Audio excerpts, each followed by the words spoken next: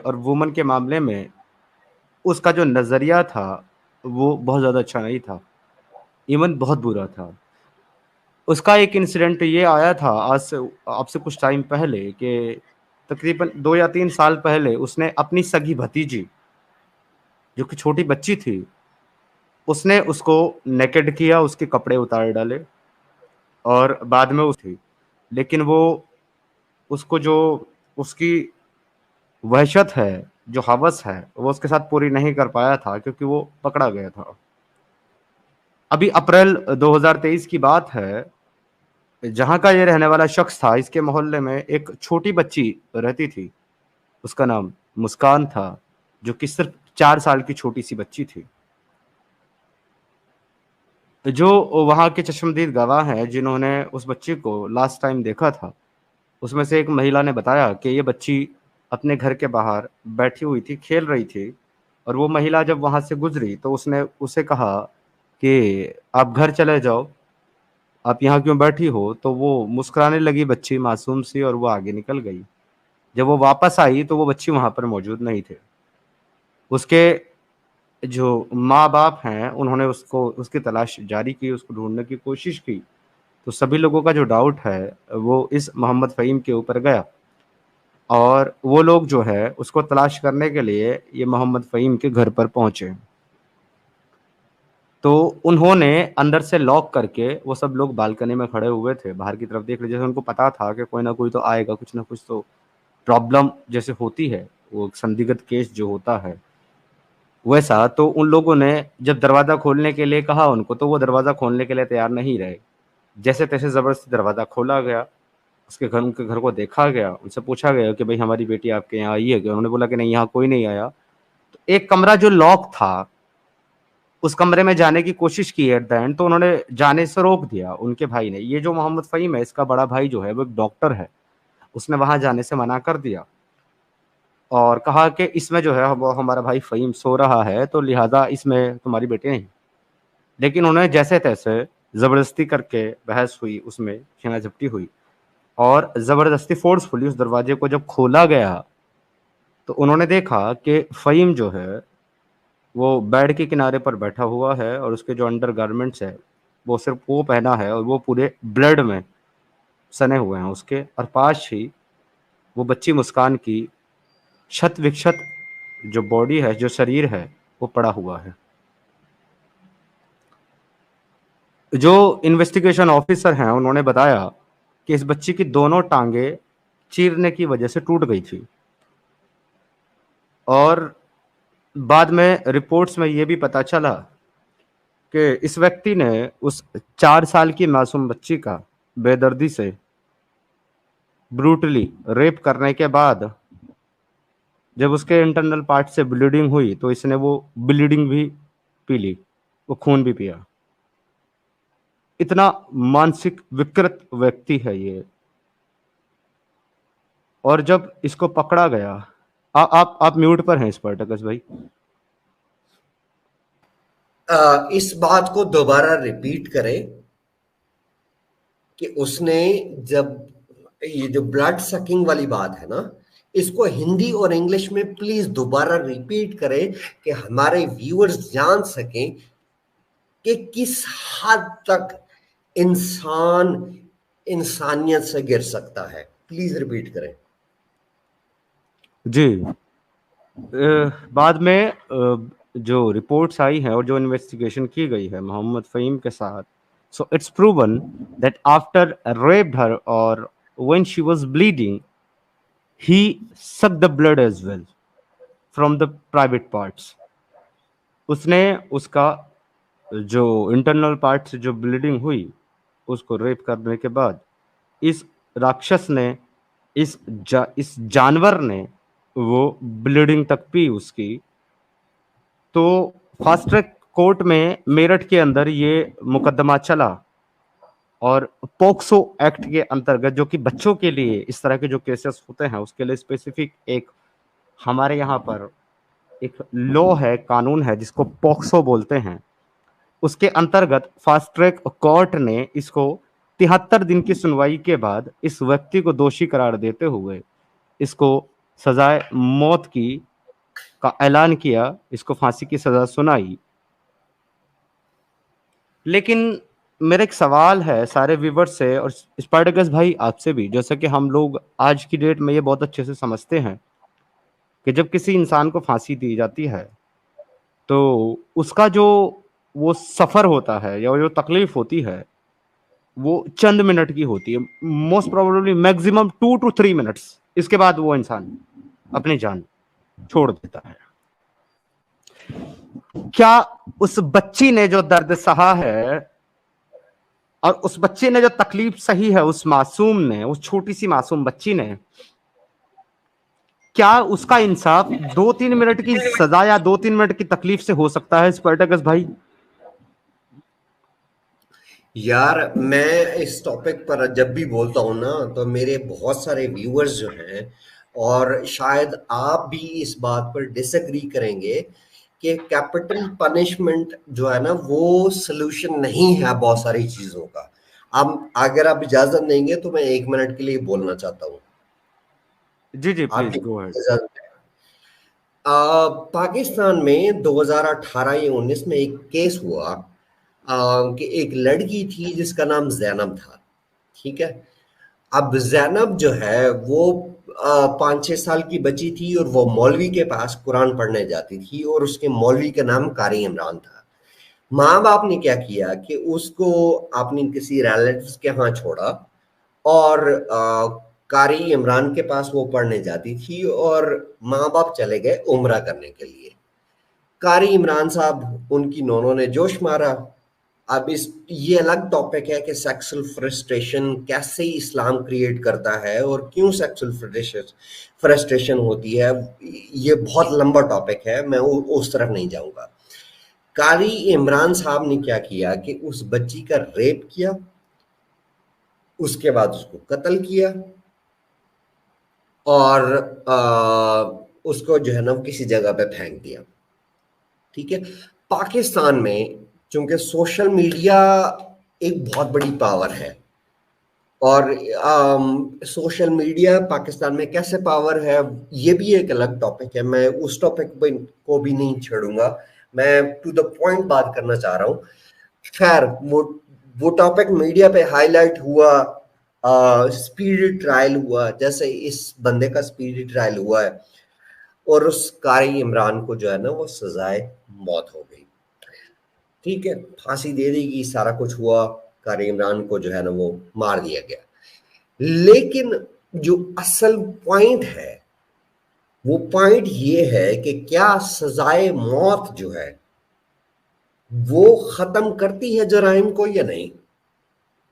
मेरा जवाब है नहीं। मेरे साथ बहुत सारे लोग इख्तलाफ कर सकते हैं इस बात को और सब इख्तलाफ कर सकते हैं और आप भी कर सकते हैं और मैं इस बात पर अगर कोई डिबेट करना चाहता है तो I am ready on this. ठीक है। मैं अभी दियत और कसास वाली तरफ नहीं जा रहा। समीर मेरे मेरे पॉइंट को समझ रहे हैं आप? मैं अभी जी जी। दियत और कसास की तरफ नहीं जा रहा, उस तरफ भी जाऊंगा और उस टॉपिक पर भी मैं बात करूंगा और लोगों को समझाऊंगा कि इस्लाम कैसे कल्परेट को जो है वो प्रोटेक्शन प्रोवाइड करता है। आवाज आ रही मेरी? जी जी, आपकी आवाज आ रही है, गो हाँ समीर, आपकी आवाज अहेड। कट गई थी। सॉरी, मेरे पास इंटरनेट अच्छा नहीं है तो अगर मेरी आवाज किसी को ना आ रही हो तो उसके लिए मैं सॉरी नहीं, करता हूँ। आपकी आवाज क्लियर है, गो अहेड। हाँ, तो बात बात ये करने लगा था कि देखो बात ये है कि कैपिटल पनिशमेंट जो है ना वो हर चीज का सलूशन नहीं है। ठीक है। उस वो सलूशन क्या है? आपके नेपाल में सॉरी, यहाँ नेपाल में मेरे पास, मैं नेपाल में रहता हूँ, नेपाल में sex education, good touch and bad touch education पढ़ाई जाती है। क्या हमारे इंडिया में हो रहा है? ये नहीं हो रहा है। और नहीं हो रहा है तो क्यों नहीं हो रहा है?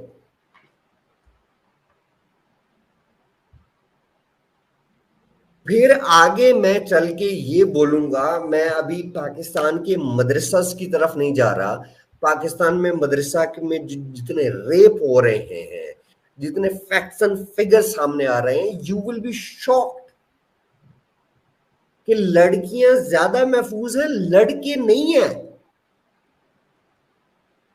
उन फिगर्स तक मैं नहीं जाना चाह रहा, मैं बस इस पॉइंट और इस चीज की तरफ एम्फसाइज करना चाह रहा हूं कि ठीक है, पनिशमेंट मुझे नहीं फर्क पड़ता कि उसको कैपिटल पनिशमेंट दी गई है या नहीं दी गई। मुझे ये है कि कल को तेरी बेटी, मेरी बेटी या किसी और की बेटी, उसको प्रोटेक्ट कैसे करना है। हमारी तवज्जो इस तरफ नहीं होनी चाहिए कि हमने कल्प्रिट को सजा कैसे देनी है। वो हम डिसाइड कर लेंगे, वो सिस्टम डिसाइड कर लेगा, वो कंट्री डिसाइड कर लेगा, वो कॉन्स्टिट्यूशन डिसाइड कर लेगा। हमने अपने आने वाले बच्चों को कैसे प्रोटेक्ट करना है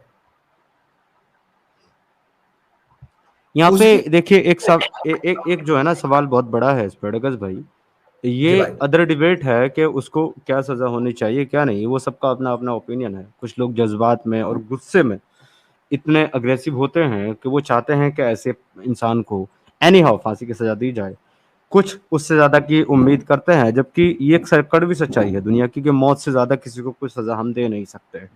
अगर दे सर सकते तो जरूर बहुत, उसी की मांग की जाती। एक मिनट मैं इंटरप्ट लेकिन करूं आपको यहाँ पे नहीं इंटरप्ट करने की इजाजत है। नहीं नहीं, मैं क्या कह रहा था कि मेरा मौत की पॉइंट जो है ना सजा वो कुछ और है। सबसे बड़ी आसान सजा है। एक जी बच्ची जो रेप से गुजरी है और वो जिंदा है, उसको मारा नहीं गया, वो सारी जिंदगी रेप के ट्रॉमा से गुजरती है, उसके रेपिस्ट को अगर आप मौत की सजा देते हैं तो सबसे बड़ी आसान सजा है। 2 मिनट में जिंदगी खत्म। डेफिनेटली डेफिनेटली ये बात मैंने सबसे पहले कही है। तो अब सबका अपना ओपिनियन है कि क्या सजा दी जा सकती है, तो वो उस ओपिनियन पे डिबेट नहीं है। बात ये है कि चले हमारे इंडिया का जो कॉन्स्टिट्यूशन है और हमारा जो संविधान है, जो कि एक डेमोक्रेटिक कंट्री है, तो यहाँ पर तो ऐसे लोगों को सजा दी जा सकती है। हमारा सवाल यह है स्पेडगस भाई कि ऐसा शख्स अगर ऐसा जुर्म, ऐसा जराइम अगर ऐसी कंट्री में करता है जहां पर इस्लामिक शरिया लो नाफिज है, कायम है, तो ऐसे शख्स को इस्लामिक शरा के अंदर क्या और कैसे सजा दी जाएगी, इसके ऊपर मैंने डिस्कस करना है। क्योंकि जो लोग हमारे भारत में बैठ करके भारत की खाते हैं, भारत में रहते हैं, भारत के खिलाफ काम करते हैं, और वो कहते हैं कि हमें यूसीसी को हमें अपोज करना है और यूसीसी हमें नहीं चाहिए, और वो कहते हैं कि हमें शरिया लॉ दो, तो उन लोगों से मेरा सवाल है कि अगर तुम्हारे शरिया लॉ के अंदर ये मोहम्मद फहीम जैसे दरिंदे इस तरह का काम करें, जिनको करते हुए तो कोई ना देखे, जिनको करते हुए कोई विटनेस ना मिले तुम्हारा मुसलमान, उनको सजा कैसे दी जाएगी। तो ये इंपॉर्टेंट डिस्कशन और टॉपिक बहुत है बहुत स्पार्टकस भाई, जबरदस्त, इस पर मैंने बहुत बात करनी जबरदस्त, है। बहुत जबरदस्त। मैंने मतलब इस टॉपिक के हवाले से मेरे पास बहुत सारे पॉइंट्स हैं और बहुत सारी चीजों को मैं टच करना चाह रहा हूँ, लेकिन जो अभी आपने क्वेश्चन उठाया है ना, ये बहुत ही इंपॉर्टेंट क्वेश्चन है। आई रियली वांट कि यार हम हमारे पास जो व्यूअर्स हैं, हम उनको भी इन टच रखें। हम देखेंगे यार वो क्या सोचते हैं इस बारे में। इससे पहले कि आप और मैं अपनी ओपिनियन दें, हम अपने व्यूअर्स को थोड़ा ना इंक्लूड कर लें इस सारी डिस्कशन में। आप क्या बोलते हैं? जी जी, हम इंक्लूड करेंगे, डेफिनेटली इंक्लूड करेंगे। लेकिन उससे पहले जो है मैं एक वीडियो जो है आपके साथ शेयर करना चाहूँगा। और ये वीडियो जो है वो मेरी नहीं है, वो इनके बहुत बड़े स्कॉलर माने जाते हैं, आपने भी उनका नाम सुना होगा। उनका नाम है असीम अल हकीम। आसिम अल सुना है हकीम, कभी आपने ना? I know that guy, I know that guy, he is a very funny guy. अच्छा, जी असीम अल हकीम की वीडियो चलाने से पहले जो है ना, मैं जी अपने व्यूअर्स को और आपको भी ये बताना चाह रहा हूँ कि यार देखो, बात ये है कि जब ये सारी सिचुएशन आती है ना, मैंने आज आपके साथ कल बात हुई थी ना शाम को कि यार हमने ये टॉपिक कवर करना है and will you be available, और मैंने आपको बोला था कि यार मेरे भाई, आपका पास कोई भी टॉपिक हो, मैं हमेशा आपके लिए हाजिर रहूंगा। ठीक है। और मैं जी आज भी लाइव यहाँ पर बोल रहा हूँ कि मुझे इंटरनल पॉलिटिक्स में एक्स मुस्लिम्स की नहीं पढ़ना है। मैं यहाँ पर एक्टिविज्म के लिए हूँ, पॉलिटिक्स के लिए नहीं हूँ। एक चीज मुझे जो मैं ये कहना चाहता हूँ कि मैंने अभी कसास और दियत के कानून को ना तो मैंने रेफरेंसेस दिए हैं और ना मैंने उनको छेड़ा है। अभी हमारे 20-25 मिनट हो गए हैं बात करते हुए, मैं उस टॉपिक पर अभी नहीं गया। फिर मैंने आज आपको इस कॉल, ये आज की जो भी हमारी लाइव होगी, इस खत्म होने से पहले मैं आपको एक एक रेफरेंस कुरान से और हदीस से, दियत और कानून का दूंगा। और उसके बाद जो लोग ये कहते हैं ना कि इस्लाम इंसानियत का कानून है, तो उनके लिए मेरे पास जो है ना वो 5 चीजें हैं। ये वाली जी, उस पर हम डिस्कस करेंगे एट द एंड। जैसा कि आपने मुझे बताया था कि कसास और दियत के उस पर आपको बात करना है, तो डेफिनेटली उसको भी हम मैंने बोला डिस्कस था ना करेंगे। कि ये कसास और दियत पे टॉपिक ना करना। मैं ये कसास और दियत को मैं बहुत अच्छे तरीके से समझता हूँ और मैं इनको खुद ही जी कवर करूँ। मैंने आपको पहले ही बोल दिया जी था कि ये मेरे पे छोड़ जी दो। जी, आप इसको डिस्कशन कर लीजिएगा। अभी राइट नाउ जो है स्पार्टकस भाई, हम लोग ये वीडियो देखते हैं और इसमें ना साथ ही साथ जो है मैं एक्सप्लेन भी करूंगा लोगों को कि वो कह क्या रहा है और किस नैरेटिव को बिल्ड करने की कोशिश कर रहा है। यही वो मेन वीडियो है जो ये तय करेगी कि अगर ये मोहम्मद फ़हीम इस्लामिक शरा के अंदर होता और इसने ये जुर्म इस्लामिक शरा के अंदर रहते हुए किया होता, तो क्या इसको सजा मिलती? मिलती तो कैसे मिलती और क्या मिलती? वो ये वीडियो जो है बिल्कुल एक्सप्लेन कर देगी। और ये वीडियो जो है ये अपनी तरफ से नहीं बोल रहा है, ये इस्लामिक शरा का कानून है जो बहुत अच्छी तरीके से वेल डिस्क्राइब किया गया है स्क्रिप्चर के अंदर, ऑथेंटिसिटी के साथ में। उस पर भी मैं जाऊंगा, रेफरेंस को भी लेकर के आऊंगा। पहले हम ये वीडियो देखेंगे। शमीम भाई, वेलकम टू द स्ट्रीम। जी शुक्रिया सितार साहब और स्पार्टकस साहब, कैसे हैं आप हाँ, लोग? और वो आज का भाई जो क्या लारी अड्डा पे खड़ा हुआ है क्या? ऑल गुड ऑल गुड, मैं हम ठीक ठाक हैं बिल्कुल शमीम भाई। ठीक है जी, ये वीडियो मैं प्ले करने लगा हूं, जी आप भाई। लोगों ने ध्यान से सुनना है इसको। सारे लोग जो है एक बार वीडियो को लाइक शेयर कर दें भाई। अगर हमारा चैनल सब्सक्राइब नहीं किया तो सब्सक्राइब कर लें। जिन्होंने अभी तक स्पार्टकस भाई का चैनल विजिट नहीं किया है, सब्सक्राइब नहीं किया, वो प्लीज़ काइंडली स्पार्टकस भाई और शमीम भाई का चैनल विजिट करके सब्सक्राइब कर लें। आप लोगों ने पूरा का पूरा जो अपना फोकस है वो स्ट्रीम पे रखना है। आज की स्ट्रीम बहुत इंपॉर्टेंट स्ट्रीम है। अगर आप एक बार इसको शेयर कर सकते हैं तो प्लीज़ कर दें। यहाँ पर आपको मजा मस्ती फन तो नहीं मिलेगा, नॉलेज आपको बराबर मिलेगी। Allah Azza wa Jal associated zina with shirk and murder, as in Surah Al-Furqan. However, the punishment differs. So if a person fornicates, this means that he is not married and was not married before. And this is sort of called in Islam as a virgin. So a man or a woman who has not married in their life, they're considered to be virgins. Even if they committed adultery or fornication many times, still is either married, has been married, whether divorced, widowed, or still married. He's considered to be a thayyib. In Islam, if a virgin commits fornication and that person, he or she, are caught or is caught red-handed, and red-handed means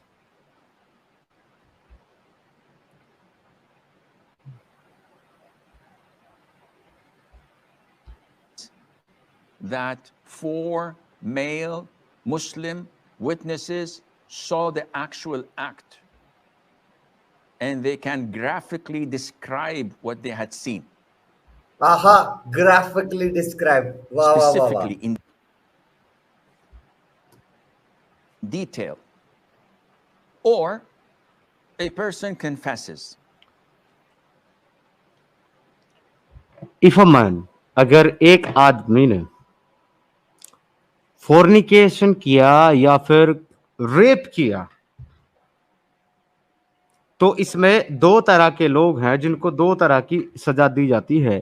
एक तो वो लोग जो शादीशुदा हैं, कभी शादीशुदा थे, डाइवोर्स हो गया, उनका पार्टनर मर गया, व्हाटसएवर, जिनकी एक बार भी शादी हुई है इस्लामिक लॉ के मुताबिक, उनको सय्यब कंसिडर किया जाता है।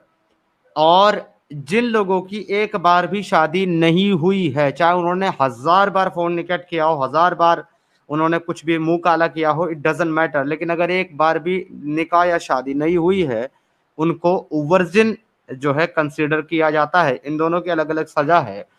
तो अगर एक आदमी ने, एक वर्जिन ने अगर फोर्निकेट किया या किसी का रेप किया, तो उसकी सजा क्या है वो बता रहा है ये बागड़ बिल्ला। और ये कह रहा है कि उसको सजा देने के लिए दो ही प्रोसेस हैं।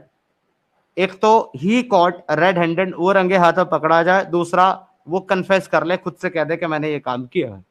अब कन्फेस तो रेपिस्ट करेगा नहीं जाकर के कि जी मैंने रेप कर दिया, मुझे सजा दे दो। अब रेड हैंडेड, रंगे हाथ पकड़ने का तरीका क्या है? इसके मुताबिक ये कह रहा है कि इनको 4 मेल, सुनिएगा, 4, वो भी 4 मेल मर्द मुसलमान आई विटनेस चाहिए, हु कैन ग्राफिकली डिस्क्राइब, जो उन्होंने देखा वो ग्राफिक के साथ, विजुअल के साथ बता सके उन्होंने क्या देखा इन डिटेल में।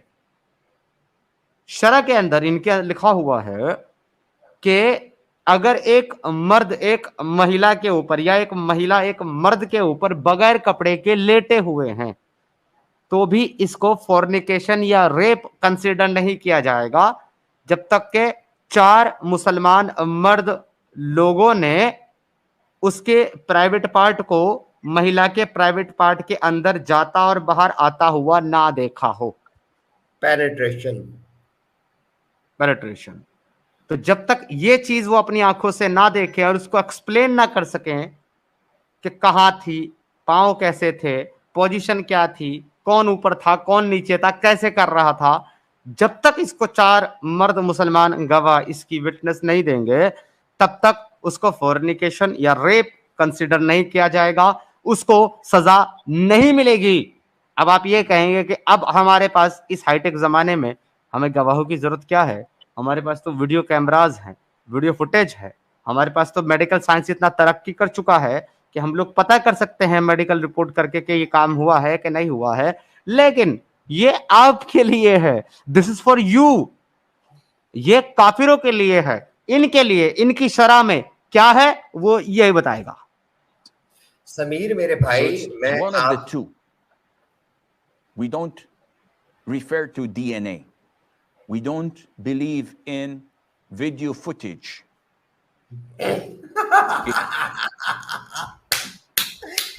We don't refer to DNA. We don't believe in a video footage. मतलब ये ना तो ये मेडिकल रिपोर्ट में मानते हैं स्पार्टकस भाई, ना ये मेडिकल साइंस में मानते हैं, ना ये वीडियो में मानते हैं। ये सिर्फ इनको चाहिए, मैं आपको देता हूं इसके बाद बोलने का मौका, इसको कंप्लीट कर लें। इसको क्या चाहिए? 4 eyewitnesses, male and Muslim. or a confession. So चार if बंदे a person was caught with 4 witness male and Muslim. अब इस पर आपका क्या कहना है स्पार्टकस भाई और शमीम भाई? मेरे भाई, मैंने आपके साथ आज प्राइवेटली बात कर रहा था, तो मैंने उस वक्त क्या कहा था कि आप बड़े शौक हो गए थे जब मैंने ये बात बोली थी, यार इस्लाम में ज़िना की कोई सजा ही नहीं है। ठीक है, इस्लाम में ज़िना की कोई सजा नहीं है। इस्लाम में बेवकूफी की सजा है कि 4 लोगों के सामने जो आपको एक मेल और वुमेन को उसकी विल के अगेंस्ट पेनेट्रेट करते हुए देख सकते हैं, उस बात की सजा है। इस्लाम में ज़ना की सजा कहां है? आपके जो 4 लोग जो विटनेसेस हैं, जो ज़ना को देखते हैं, क्या उनकी कोर्ट में गवाही एडमिसिबल होगी कि स्पार्टैकस भाई, शमीम भाई या समीर भाई किसी एक लड़की के ऊपर लेटे हुए थे उसकी विल के अगेंस्ट? नो, वो एक्सेप्टेबल नहीं है। उनको पेनेट्रेशन जब तक उन्होंने नहीं देखी तब तक जो है ना वो सजा नहीं है, तब तक उनकी गवाही एडमिसिबल नहीं है। इस्लाम में ज़ना की सजा नहीं है, इस्लाम में बेवकूफी की सजा है कि आप इतने बेवकूफ हो कि 4 लोगों के सामने जो है वो आप इस तरह का काम करते हो। या दूसरी कंडीशन ये है कि वो कन्फेशन करे, जा करके खुद कह दे कि भैया मैंने रेप किया है, मुझे फांसी पे चढ़ा दो।